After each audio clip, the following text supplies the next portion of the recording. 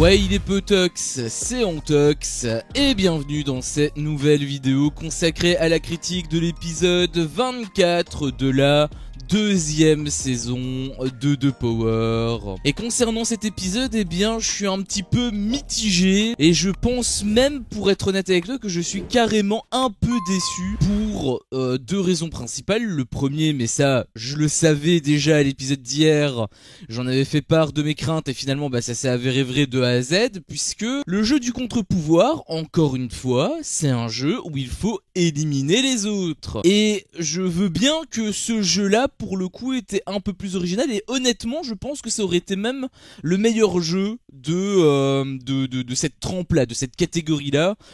S'il fallait en garder que un, je pense que ça aurait été celui-là, parce que ça a eu des conséquences quand même, des petites conséquences assez intéressantes, car bah il y a eu pas mal de tensions en fait. Il y a eu pas mal de tensions, pas mal de mini-clash, et du coup bah ça a été finalement un petit peu prenant dans cet épisode. Le souci encore une fois que j'ai avec ce jeu, c'est que bah c'est encore une fois le même jeu, on en a déjà eu 18 des jeux comme ça, et bien maintenant c'est le 19ème, je grossis un petit peu le trait, je sais, mais ça me fait chier en fait, de voir toujours le même principe, ça me pète les couilles. Et la deuxième raison qui fait qu'en réalité j'ai un petit goût amer dans la bouche après cet épisode, et bien c'est que... Mais ça en réalité j'aurais dû le savoir quand même, hein. Pour le coup j'étais désagréablement surpris, mais j'aurais dû quand même m'en douter, parce que bah il y avait beaucoup d'interviews quand même, hein. Cet épisode là, enfin pardon, ce jeu qui a duré déjà la moitié de l'épisode, c'était pas mal long, hein, mais bon, les interviews ont aidé à rallonger cette durée, mais c'est également à la fin, puisque forcément on a eu le choix, donc le gagnant c'était Jess et Vivian,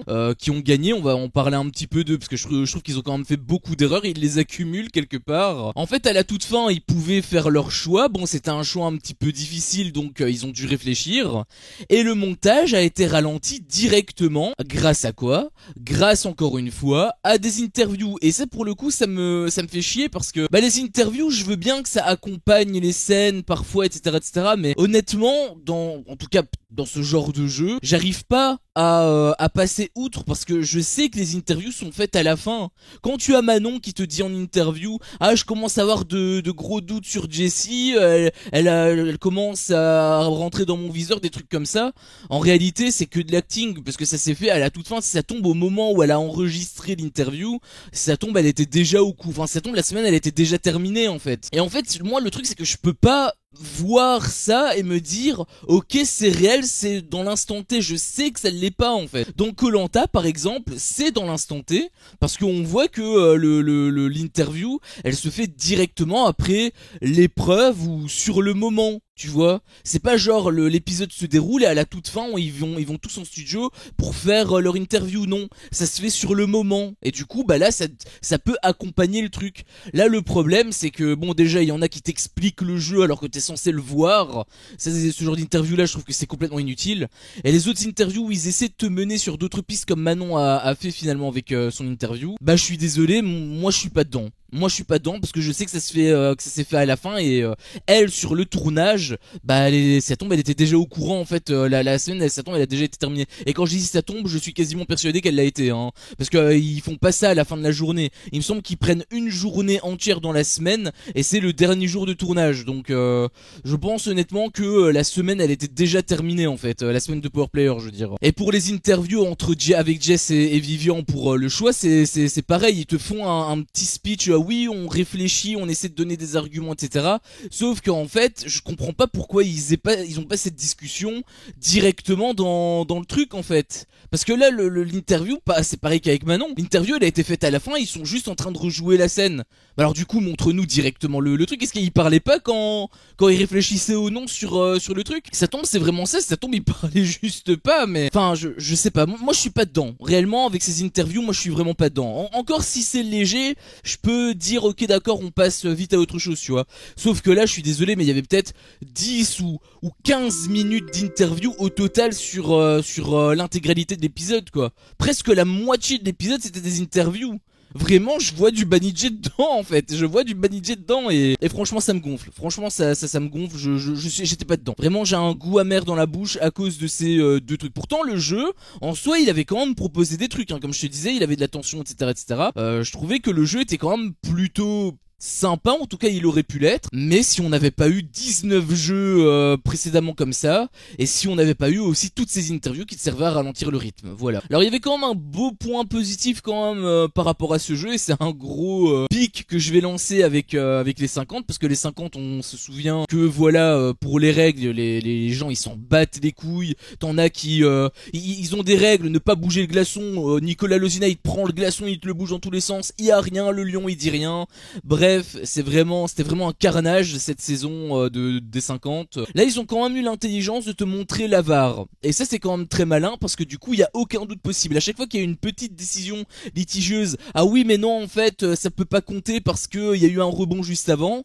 Bah moi, honnêtement, je l'avais pas vu. Mais comme ils te remontrent les images au ralenti et qu'on voit clairement le rebond avant, bah là, il y a plus de doute possible. Là, c'est clair, net et précis. Le tir, il compte pas. Et c'est exactement ce qui s'est passé. Delta l'a dit clairement. Donc là, pour le coup, c'est quand même un très beau point de positif. Là, je pense que c'est ce que devraient faire carrément toutes les émissions et surtout les 50 parce que c'est eux qui ont ce plus gros problème. Enfin, je dis ça, mais même les apprentis aventuriers, hein, ils avaient ce problème-là. Mais voilà, ça au moins c'est quelque chose à leur mettre à leur crédit. Ça c'est indéniable. Un autre truc que j'avais apprécié aussi, c'était Jess qui culpabilisait mais à mort.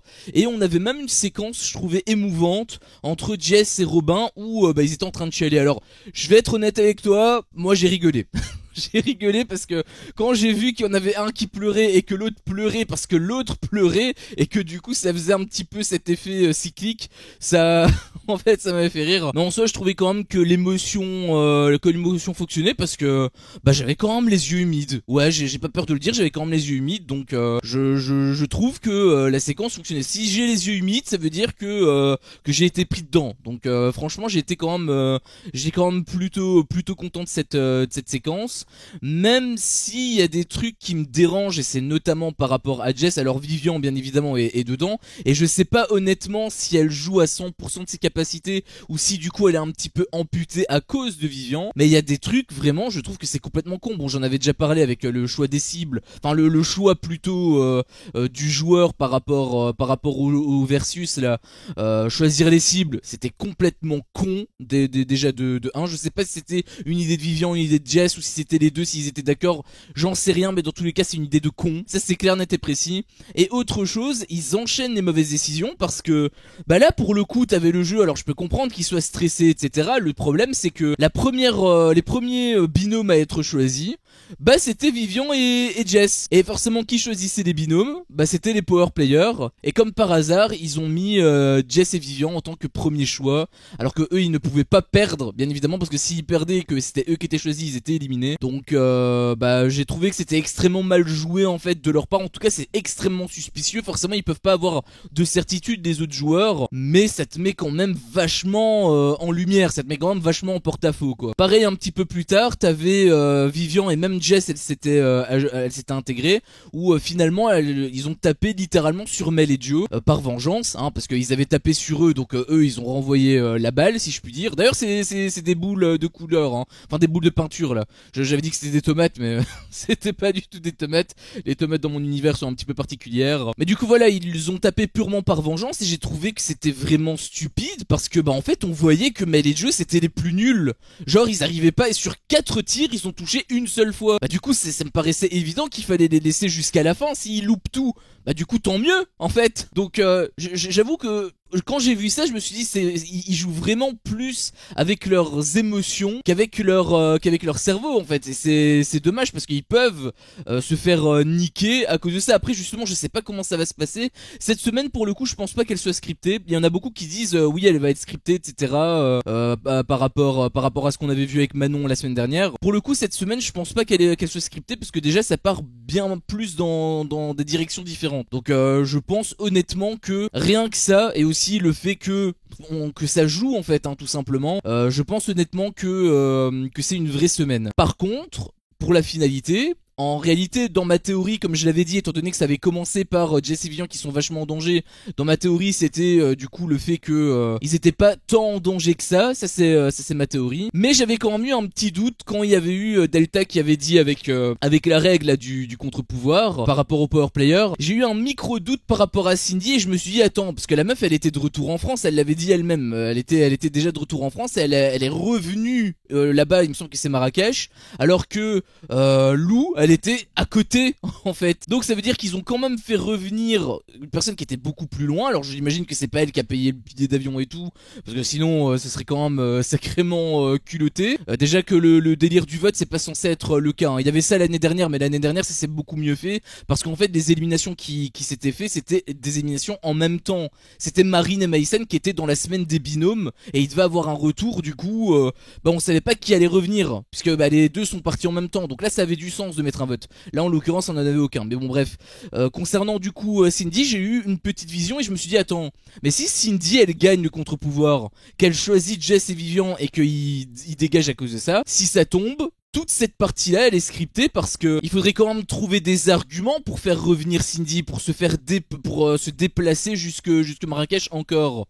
Et le meilleur argument que tu pourrais lui sortir, ce serait quoi? Ce serait d'éliminer directement Jessica en fait. Donc à ce moment-là, j'ai eu un petit peu peur d'un script. Je vous l'ai pas dit parce que voilà, je me suis dit si ça tombe, ça va réellement se passer. Je préfère en parler en temps voulu. Mais au final, ça s'est pas fait. Donc bon, j'ai quand même été rassuré. Mais c'est une idée qui a pop dans mon esprit et c'est vraiment pour te dire à quel point je deviens parano à cause de ça, parce que c'est ça le problème. Quand t'as 2 semaines sur 3 qui sont scriptées, enfin 2 semaines sur 4 du coup maintenant si tu comptes cette semaine, le problème c'est que du coup tu peux te poser la question sur absolument chaque détail en fait, et ça c'est pénible. Par contre on pourrait quand même se poser la question qui vont choisir qui vont choisir Vivian et Jess. Ça c'est une bonne question. J'avoue qu'il y avait quand même une petite stratégie de la part de Vivian qui était un peu conne, mais en même temps c'est pas con en fait, parce que sa stratégie c'est de mettre Maïsan et Sarah pour 2 raisons. La première raison c'est que ça pourrait disculper un petit peu des doutes de la part du côté de Manon, parce que Manon elle pense vraiment que c'est Vivian le power player, vu son attitude. En même temps c'est un peu logique, alors c'est parce qu'ils sont dans des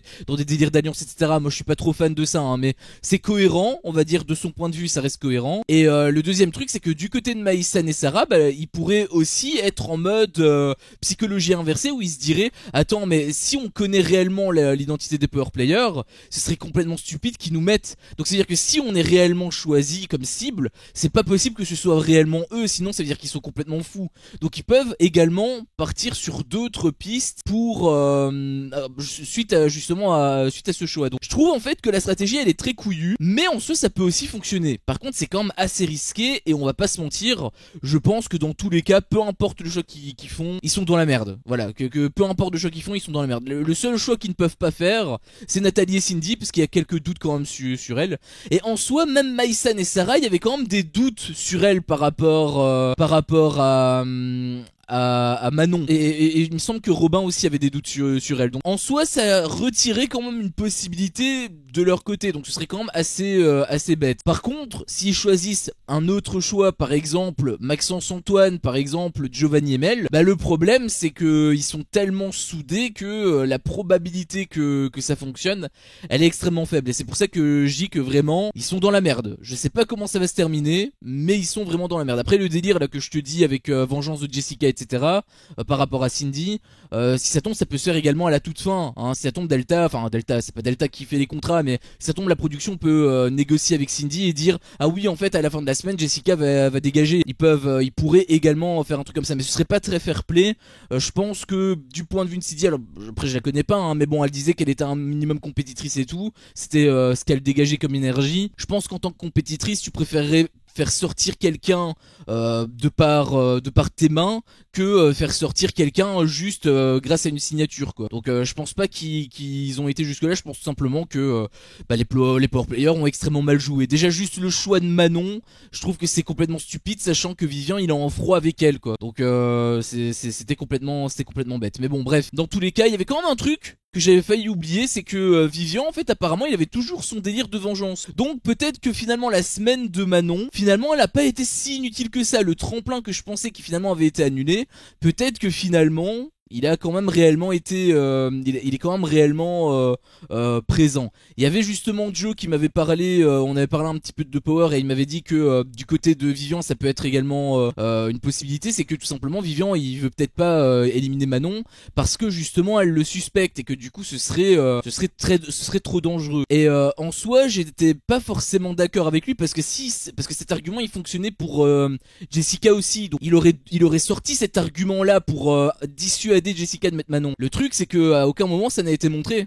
Donc à partir de là je me suis dit que simplement c'est juste qu'il avait des remords en fait. Mais peut-être que finalement pas tant que ça. Après bon à voir hein, parce que ça reste des interviews etc. Donc tu sais très bien que les interviews ça se fait à la fin.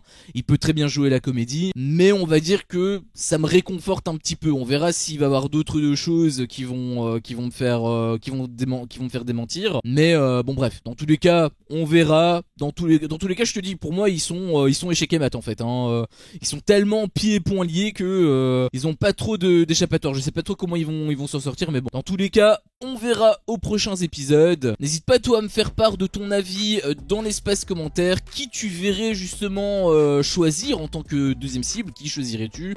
Est-ce que tu es d'accord également avec moi sur tous les points que j'ai évoqués lors de ma critique sur l'épisode ou non? Pourquoi, bien évidemment? Et qu'as-tu pensé globalement de l'épisode? Moi, ça m'intéresse beaucoup. Si cette vidéo t'a plu, je t'invite également tout simplement à la liker et à la partager. Moi à chaque fois que je vois ça je vois que mon contenu plaît et donc forcément moi ça me motive à continuer. Et en plus vous soutenez la chaîne donc forcément ça fait toujours extrêmement plaisir. Et si jamais mon contenu vous plaît, n'hésitez pas tout simplement à vous abonner et pourquoi pas à activer la cloche pour ne louper aucune de mes autres vidéos. Merci à vous tous pour votre visionnage et je vous dis à la prochaine pour une prochaine vidéo. Ciao.